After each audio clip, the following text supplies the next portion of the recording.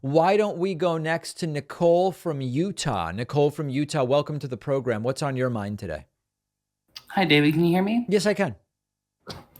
Okay. I want your thoughts on just how many people are entering the Republican primary race and how they are all saying the same things about former President Trump. I know, and they're not really saying much, right? I mean, is that sort of part of your point? Yes. Yeah, I think that there are a couple different things going on. It's not a crazy idea to think to yourself, Trump's been arrested once.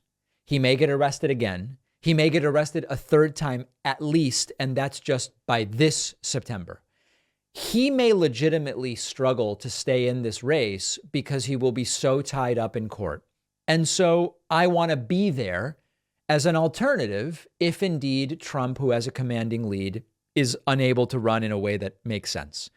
The problem is, and so part of this is, if I want to be there to pick up Trump's supporters, I can't be the one Republican who's running who is going to do the biggest criticisms of Trump.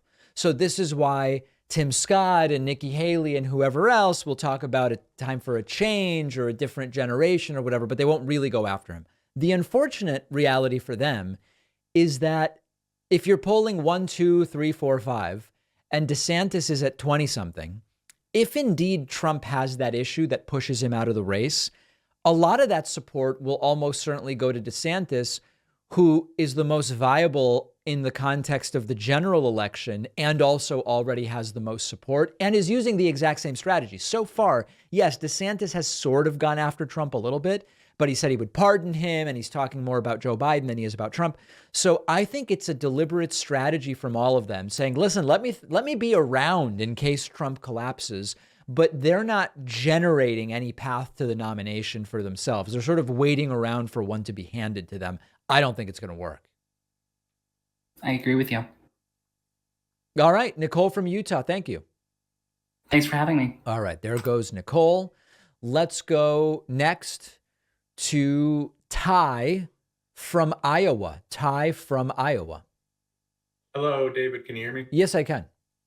Okay, so I just wanted to bring this up because there's just something I kind of noticed and I feel like it's usually with either figures that have passed away, like people that have passed away, or it's like a famous movie or something like that, or a book.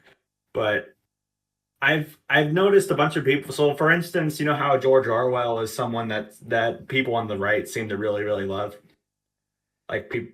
I guess. Conservative. I mean, do they really just talk about things being Orwellian in the sense of 1984, Big Brother, government surveillance, government overreach, but I don't know that they love Orwell. Many of them don't even really know what Orwell wrote, to be honest.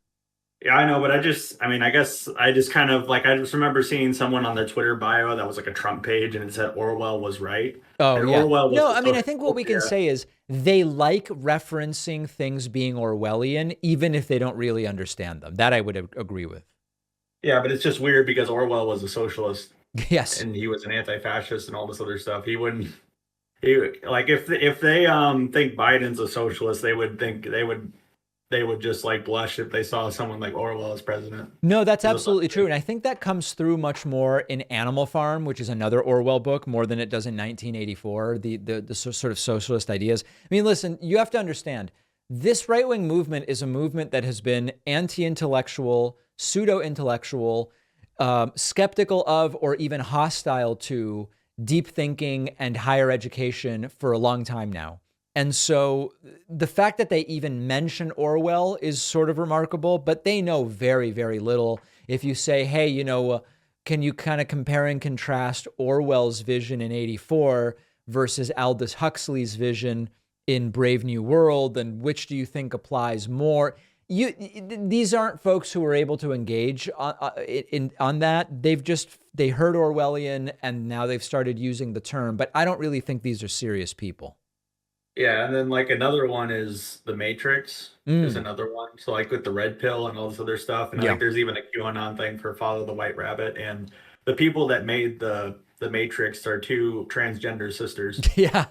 Yeah, no, So the identity thing is funny, but listen, they don't care. It's just like I said, I wouldn't read that much into it because these truly aren't serious people. We need to get around them to make progress. That's the unfortunate reality. Yeah, that makes sense. All right, Ty from Iowa, thank you for the call. Thank you for taking my call, David. All right, there goes Ty.